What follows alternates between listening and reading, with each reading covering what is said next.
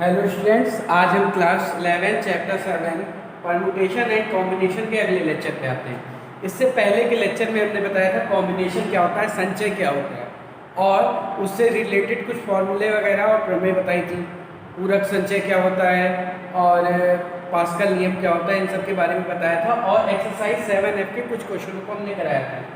आज भी हम 7F एक्सरसाइज के क्वेश्चनों को ही सॉल्व करेंगे। तो देखते हैं क्वेश्चन नंबर 6। क्वेश्चन नंबर 6 में कह रहा है यदि 18CR equal to 18CR plus 2 तो RC5 की वैल्यू निकालनी। ठीक है, हमें दे क्या रखा है 18CR is equal to 18CR plus 2। तो हमने एक फॉर्मूला बताया था आपको, अगर AC NCA equal to NCB है तो इसका मतलब या तो A इक्वल टू B होगा या A plus B equal to N। ये हमने चीज बताई थी। ठीक है, या तो ये दोनों बराबर होंगे या इन दोनों का योग जो होगा वो किसके बराबर होगा, N के बराबर होगा। ठीक, तो यहां से देखिए या तो R और R प्लस 2 बराबर होंगे, तो ऐसा तो हो नहीं सकता कि R और R प्लस 2 बराबर हो, या फिर R plus 2 is equal to 18 होगा। तो यहाँ पे दूसरी वैल्यू चेंज करेंगे। ठीक है, तो R प्लस 2 ये वही प्रमेय से ही रख रहे हैं, A plus B equal to N, यानी R plus 2 is equal to क्या आ जाएगा, यहाँ से 2R इज इक्वल टू आ जाएगा 16, R इज इक्वल टू क्या आ जाएगा 8। R की वैल्यू निकल गई, हमें निकालना था RC5, तो RC5 इज इक्वल टू क्या आ जाएगा 8C5 फैक्टोरियल 8 फैक्टोरियल 5 और 8 माइनस 5 यानी फैक्टोरियल 3। ये हो जाएगा 8 into 7 into 6 into factorial 5 upon factorial 5 into 6। ठीक, फैक्टोरियल 3 की वैल्यू ये इससे कैंसिल, ये इससे कैंसिल, कितना आ जाएगा 7 × 56, ये 56 है। ठीक, बात क्लियर। अब आ जाते हैं क्वेश्चन नंबर 9 पे। बाकी जो क्वेश्चन है इसी टाइप से है, कोई बहुत ज़्यादा टफ नहीं है, आराम से आप कर सकते हैं। इसमें दिया है 2NC3 is to NC2 is equal to दिया है 12:1। हमें n की वैल्यू निकालनी है। ठीक है, तो 2C3 upon NC2 is equal to 12/1 ये दे रखा है। इसकी वैल्यू निकालेंगे तो क्या आएगा factorial 2n upon factorial 2 into 2n minus 3 का फैक्टोरियल। अब देखो ये डिवाइड का इसको मल्टीप्लाई कर देते हैं और वैल्यू चेंज कर देते हैं। ठीक है, NC2 था ये, तो क्या करेंगे देखो फैक्टोरियल n नीचे आ जाएगा, फैक्टोरियल 2 और n माइनस 2 जो है ऊपर चला है इक्वल टू 12/1। अब इसको सॉल्व करके हमें क्या निकालना है, n की वैल्यू निकालनी है। ठीक है, अब एक जगह 2n है एक जगह n है, ये ध्यान रखना है आपको। तो क्या कर सकते हैं इसको हम, देखो इसको लिख सकते हैं 2n माइनस 1 2n माइनस 2 और 2n माइनस 3 का फैक्टोरियल, यही रोक दिया तो फैक्टोरियल लग गया, अपॉन फैक्टोरियल 3 को लिख सकते हैं 6 और ये 2n माइनस 3 का फैक्टोरियल इनटू ये देखो क्या लिख सकते हैं फैक्टोरियल 2 को 2 लिख सकते हैं और फैक्टोरियल n को लिख सकते हैं n माइनस 1 और n माइनस 2 और यही रोकना चाहते हैं तो इसका फैक्टोरियल, क्योंकि n माइनस 2 पर से था ये कैंसिल हो जाएगा इक्वल टू 12/1। अब देखो ये और ये कैंसिल हो गया, यहाँ n माइनस 2 कैंसिल हो गया। ठीक है, तो क्या बचेगा, सॉल्व कर लेते हैं, जो ऊपर सॉल्व कर देते हैं इसके बाद। तो क्या बचा, देखो यहाँ बचा 2n माइनस 1 2n माइनस 2। ठीक है, और ऊपर बचा 2 अपॉन नीचे बचा 6 into n minus 1 is equal to 12/1। ठीक है, ये 2 2 का 4 और 4 3 का 12 ये आ जाएगा। ये देखो n से n भी कैंसिल हो जाएगा।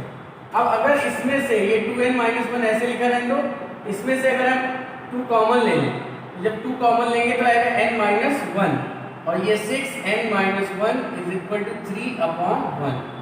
ये इससे कैंसिल हो जाएगा, आ जाएगा 3, ये इससे कैंसिल हो जाएगा, तो 2n minus 1 is equal to आ जाएगा 9। 2n is equal to 10, n is equal to 5, n की वैल्यू हमें निकालनी थी। ठीक है, सॉल्व करके हम n की वैल्यू निकाल देंगे। सबसे पहले कोशिश ये करते हैं कि जितने भी फैक्टोरियल है सब हटा दें, और फैक्टोरियल हटा के फिर हम उसको सॉल्व कर लेते हैं। ठीक, बात क्लियर। अब आते हैं क्वेश्चन नंबर 13 में।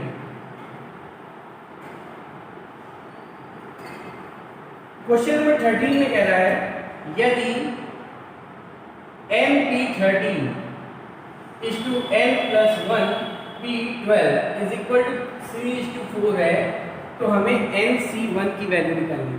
यानी पहले हम n निकालेंगे, फिर n जब निकल जाएगा तो NC1 निकाल लेंगे। ठीक, तो ये देखो फैक्टोरियल n, इसकी वैल्यू क्या होती है, फैक्टोरियल n अपॉन n-13 का फैक्टोरियल, ये आ जाएगा। और अपॉन में ये n+1 का फैक्टोरियल और n+1 -12 का फैक्टोरियल इज इक्वल टू 3/4। इसको ऐसे लिख सकते हैं, n का फैक्टोरियल n-13 का फैक्टोरियल इनटू ये कितना हो जाएगा, n-11 का फैक्टोरियल अपॉन n+1 का फैक्टोरियल इज इक्वल टू 3/4। ये n का फैक्टोरियल ऐसे लिखा रहने दो। इसको लिख सकते हो n-11 n-12 n-13, और यही हम रोकना चाहते हैं, फैक्टोरियल लगा दिया। n-13 का फैक्टोरियल नीचे दिया हुआ है, n+1 को लिख लो n+1 इंटू n का factorial is equal to 3/4। n ये इससे कैंसिल हो गया, फैक्टोरियल n से फैक्टोरियल n कैंसिल हो गया। कुल मिला के अब ये आपका बचा n-1 11 n-12 upon n+1 is equal to 3/4। Cross multiply कर देंगे तो ये हो जाएगा 4, इन दोनों को मल्टीप्लाई करेंगे n² -12 -3 13 n और प्लस 1 2 3 1 3 ठीक है, इन दोनों को मल्टीप्लाई करना है। इन दोनों को मल्टीप्लाई किया क्या, क्रॉस मल्टीप्लाई किया 4 से, और ये आ जाएगा 3n + 3 और मल्टीप्लाई कर देंगे 4n² और 4 के 12 1 8 1 9 n, और ये 3n इधर आ गया तो माइनस हो गया 132 गुणे 4 4 दूनी 8 4 के 12 से 1 और 4 के 528 और -3 इक्वल टू 0। तो 4n² और ये आपका हो जाएगा 95 और ये हो जाएगा 525। ठीक, अब ये द्विघात समीकरण बन गए। 525 गुणे 4 करेंगे, फिर उसके ऐसे फैक्टर करेंगे कि हमें जोड़ने पे 95 मिले।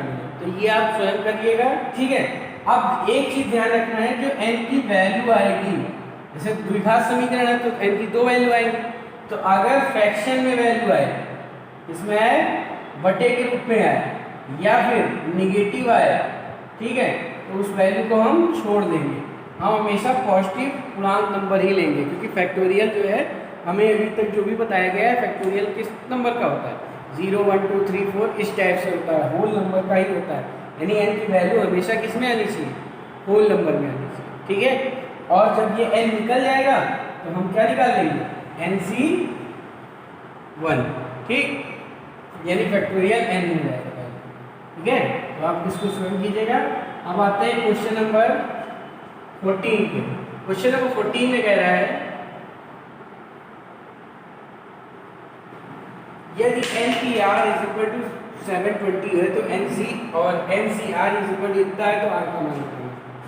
NPR ये कितना दिया है 720, NCR ये कितना दिया है 120, R की वैल्यू में निकालनी।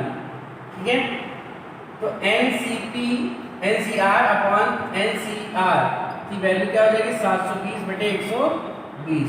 12 छंग बात करिए 6 आ जाएगा। इसकी वैल्यू फैक्टोरियल n-r का फैक्टोरियल, इसकी value factorial n factorial r n-r का फैक्टोरियल बराबर क्या आ जाएगा 6/1। ये इससे कैंसिल, ये इससे कैंसिल, क्या बचा, ऊपर तो 1 बचा 1/1 और नीचे इसको मल्टीप्लाई कर देते हैं तो r फैक्टोरियल ऊपर चला जाएगा। ठीक है, अपॉन 1 इक्वल टू ये 3 का फैक्टोरियल है, तो r बराबर क्या आ गया 3। r की वैल्यू निकाली थी, निकल गई। बहुत आसान क्वेश्चन था, इसमें कोई दिक्कत नहीं होनी चाहिए। अब आते हैं क्वेश्चन नंबर 15।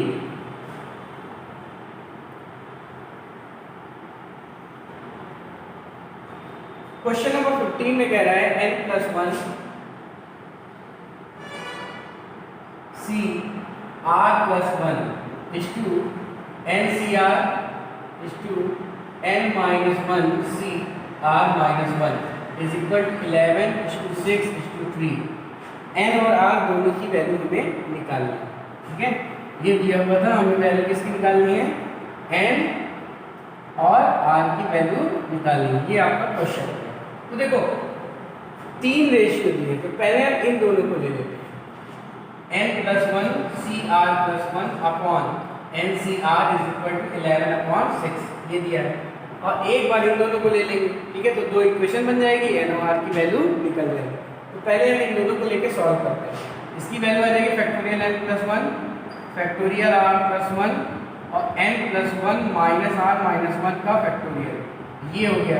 और अपॉन वाली चीज हम पलट के मल्टीप्लाई कर देते हैं। Factorial R N minus R का फैक्टोरियल अपॉन फैक्टोरियल एन 11/6। देखिए कुछ कैंसिल हो रहा है, देखिए 1 1 कैंसिल हो जाएगा, बचेगा n माइनस आर, वो इससे कैंसिल हो जाएगा, ठीक है। अब इसको लिख सकते हैं n plus one into factorial N और इसको लिख सकते हैं r plus one into factorial R. ये फैक्टोरियल आर है, ये फैक्टोरियल एन है, इक्वल टू 11 अपॉन 6। ये इससे कैंसिल, ये इससे कैंसिल, तो n प्लस वन 6 से मल्टीप्लाई हो जाएगा, क्रॉस मल्टीप्लाई भी कर देना है साथ में, और r प्लस वन ये हो जाएगा 6n plus 6 is equal to 11r plus 11, यानी 6n minus 11r is equal to आ जाएगा 5। ये समीकरण 1 बन के तैयार। अब हम क्या करेंगे, दूसरे और तीसरे जो रेशियो दिया था इसको ले लेंगे और इससे भी एक इक्वेशन मिल जाएगी। तो हम ले लेते हैं ना N C R upon N minus one C R minus one is equal to क्या दिया है 6:3 या 1:2 भी लिख सकते हैं। इसका रेशियो क्या है 6:3। इसकी वैल्यू रखते हैं factorial N factorial R N minus R का फैक्टोरियल और इसको पलट के मल्टीप्लाई कर देते हैं। आर माइनस वन का फैक्टोरियल होगा N minus one minus R plus one का फैक्टोरियल होगा अपॉन एन माइनस वन का फैक्टोरियल इज इक्वल टू 1:2 ये आ जाएगा। इसको लिख सकते हैं एन माइनस वन का फैक्टोरियल, आर माइनस वन ऐसे लिखा रह लेते हैं और ये सॉल्व करने पे आ जाएगा n माइनस आर का factorial upon R minus one का फैक्टोरियल। n माइनस आर का फैक्टोरियल ऐसे लिखते हैं, n माइनस वन का फैक्टोरियल ऐसे। सारे फैक्टोरियल कैंसिल करने के लिए हम ऐसा करते हैं, ठीक। ये आ जाएगा n minus n by R equal to 1/2, यानी r equal to 2n, r equal to 2n। अब ये वैल्यू उठा के समीकरण 1 में रखें। समीकरण 1 में r का मान रखेंगे, तो जब r का मान रखेंगे तो क्या मिल जाएगा 6n minus 11 into 2n is equal to 5, ठीक है।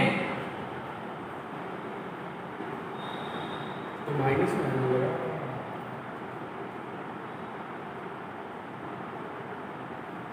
6n minus 22n is equal to 5। ये तो कुछ गड़बड़ लग रहा है क्योंकि इसमें माइनस में n की वैल्यू तो आनी नहीं चाहिए। ये देखिए यहाँ पे हमने गलत लिख दिया 6/3, ये 1/2 लिखा है, बल्कि होगा क्या है 2/1। क्या होगा 2/1। तो जब ये 2/1 होगा तो यहाँ से n is equal to 2r आ जाएगा। क्या आ जाएगा n इक्वल टू 2r। तो समीकरण 1 में n का मान रख देते हैं, ठीक। थोड़ा सा राउंड हो गया था इसलिए रख रखा था। अब n की जगह 2r रखेंगे, तो 2r into 6 minus 11r is equal to 5, यानी 12r minus 11r equal to क्या आ जाएगा 5। r की वैल्यू क्या आ जाएगी 5, r की वैल्यू में मिल गई। अब ये समीकरण 2 से क्या मिल जाएगा, समीकरण 2 से n बराबर क्या आ जाएगा 10, n की वैल्यू क्या आ जाएगी 10। तो हमें n और r ही निकालना था जो कि निकल गया। बात क्लियर। ये 3 रेशियो दिए थे, तो पहले इन दोनों को सॉल्व करके एक समीकरण बना ली, इन दोनों को सॉल्व करके एक समीकरण बना ली। n और r में दोनों समीकरण रहेगी, दोनों समीकरण को सॉल्व करके हम n और r की वैल्यू निकाल लेते हैं, ठीक है। तो इस तरह ये क्वेश्चन को सॉल्व करते हैं। अब देखते हैं क्वेश्चन नंबर 18। क्वेश्चन नंबर 18 में कह रहा है ज्ञात कीजिए कि 14 खिलाड़ियों में से 11 खिलाड़ी लेकर कितनी टीमें बनाई जा सकती है। खिलाड़ियों की संख्या कितनी है 14 और हमें लेना कितना है 11 खिलाड़ी, ठीक। तो कुल खिलाड़ी बराबर 14। ठीक है, कितने का चयन करना है? 11 का। तो कितनी टीमें बनाएंगे? 14 में से 11 का चयन करना है, अरेंज नहीं करना है उनको। ठीक है, ध्यान दीजिएगा शब्दों पे। जब चयन करने की बात करेगा तो संचय, और अगर उनको व्यवस्थित करके अरेंज करना हो या उनकी फोटो खींचना हो तो कितनी तरीके से फोटो खींच सकते हैं। तो खिलाड़ी अगर क्रम बदलेंगे तो वो एक नया क्रमचय बन जाएगा, लेकिन यहाँ पे क्या है? चयन करना है। ठीक है, तो अभीष्ट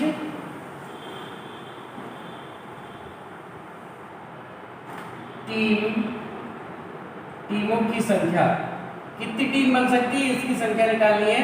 तो 14C11, 11 खिलाड़ी चूज करने हैं 14 में से। ठीक है, तो अब इसको सॉल्व कर लेंगे, आंसर आ जाएगा। क्वेश्चन नंबर 20, क्वेश्चन नंबर 20 में कह रहा है एक व्यक्ति अपने 5 मित्रों में से कम 2 मित्रों को कितनी प्रकार भोजन पर आमंत्रित कर सकता है। 5 मित्र हैं, कम से कम 2, हो सकता है वो 2 को बुलाए, हो सकता है 3 को बुलाए, हो सकता है 4 को बुलाए, हो सकता है 5 को बुलाए, क्योंकि वहां पे एक शब्द यूज हुआ है कम से कम 2, मतलब कम से कम 2 मित्र को तो बुलाना ही चाहता है। 3 को भी बुला सकता है, 4 को भी बुला सकता है और 5 को भी बुला सकता है। तो अभीष्ट कितने प्रकार से आमंत्रित कर सकता है? तो आमंत्रण के प्रकार, जब वो 2 लोगों को बुलाएगा। कितने लोगों को बुलाएगा? 2 लोगों को। तो 5C2, कोई 2 का चयन करेगा। हो सकता है 3 लोगों को बुला ले, क्योंकि कम से कम 2 शब्द यूज हुआ था। हो सकता है 4 लोगों को बुला ले, और हो सकता है 5 को बुला ले। ठीक है, कम से कम 2 का चयन। ठीक, तो ये हो जाएगा फैक्टोरियल 5, फैक्टोरियल 2, फैक्टोरियल 3, फैक्टोरियल 5। यहाँ प्लस लगेगा सब में, क्योंकि या तो ये, या तो ये, या तो ये, या तो ये। फैक्टोरियल 3 और ये फैक्टोरियल 2, फैक्टोरियल 4, और 4 में 4 गया 1, और ये 5 में बन गया, तो एक ही प्रकार होगा, ये बनी हो जाती है। ठीक, तो ये हो जाएगा 5, 4, 3 से कटी जाएगा 2, और ये 5, 4, 3 से कटी जाएगा ये 2, ये 5, 4 से 4 कटी जाएगा, बटे 1 प्लस 1, कितना आ जाएगा? ये 10, ये भी 10, तो 10 10 20,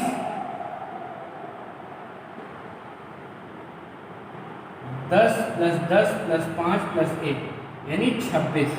तो अपने मित्रों को, कम से कम 2 मित्रों को वो 26 तरह से आमंत्रित कर सकता है। बात क्लियर? कम से कम शब्द अगर न लगा होता तो 5C2 आंसर हो जाता है, लेकिन यहाँ कम से कम कहा है तो 3 को भी बुला सकता है, 4 का भी चयन कर सकता है। ठीक, अब आते हैं क्वेश्चन नंबर 23 पे। क्वेश्चन नंबर 23 में कह रहा है 12 पुस्तकों में से 4 पुस्तकों का चयन करने की विधि, कोई प्रतिबंध नहीं। किताबें कितनी हैं? 12, चयन कितने का करना है? 4, तो 12C4। ठीक, चयन की विधियां, कोई कंडीशन नहीं है तब। ठीक, सॉल्व कर लेंगे, आंसर आ जाएगा। दूसरा पार्ट कह रहा है एक पुस्तक सदैव ली जाती है। इन 12 में से एक पुस्तक को तो हमें लेना ही लेना है। ठीक है, तो सबसे पहले हम क्या करते हैं? 12 पुस्तकें रहती है, एक पुस्तक हम पहले से निकाल लेते हैं। अब कितनी बची? 11। अब एक पुस्तक पहले से चयन कर चुके हैं और हमें 4 पुस्तक का चयन करना था। अब कितनी पुस्तकों का चयन करेंगे? 3। ठीक है, तो सर्वप्रथम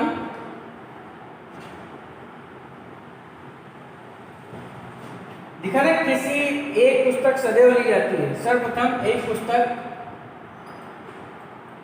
का चयन हम पहले कर लेते हैं। अब शेष 11 पुस्तकों में से केवल 3 का चयन करते हैं। ठीक है, तो अभीष्ट या चयन की विधियां क्या हो जाएंगी? अब हमें कितनी पुस्तकों में से? 11 पुस्तकों में से केवल 3 का चयन करना है, तो 11C3 इसका आंसर सॉल्व करके निकालना। तीसरा क्वेश्चन है एक पुस्तक कभी नहीं ली जाती, एक पुस्तक क्या होती है, कभी नहीं ली जाती।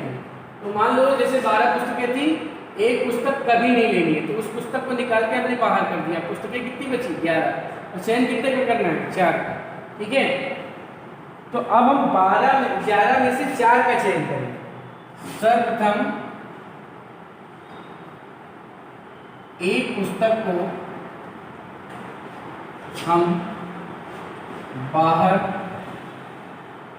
कर देते हैं तथा शेष बची कितनी बची, 11 पुस्तकों में से 4 का चयन, शेष बची पुस्तकों में से 4 का चयन करते हैं। ठीक है, तो चयन की विधियां क्या हो जाएंगी,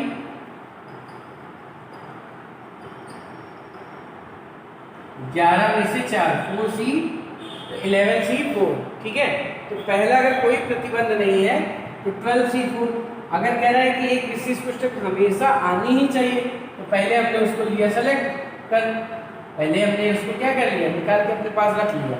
अब हम 3 ही तो चाहिए, क्योंकि वो तो पहले ही सेलेक्ट हो चुका है, तो 11 में से 3 का। अब ये चाहते हैं कि एक कभी ना आए, तो उसको निकाल के हम बाहर कर देते हैं। अब 11 में से ही 3 को 4 को छाटेंगे, तो जब कभी ना आए एक पुस्तक तो ये आंसर होगा, और जब एक पुस्तक हमेशा आए तो आंसर ये होगा। कोई प्रतिबंध नहीं तो ये आंसर होगा। ठीक है, तो इस तरह आप ये एक्सरसाइज 7F के क्वेश्चनों को सॉल्व कर सकते हैं। ठीक है, नेक्स्ट लेक्चर में हम आगे की चीज़ें लेकर आएंगे और उससे रिलेटेड क्वेश्चनों को सॉल्व करेंगे। आज आप 7F एक्सरसाइज कीजिएगा। आज के लिए इतना ही, धन्यवाद।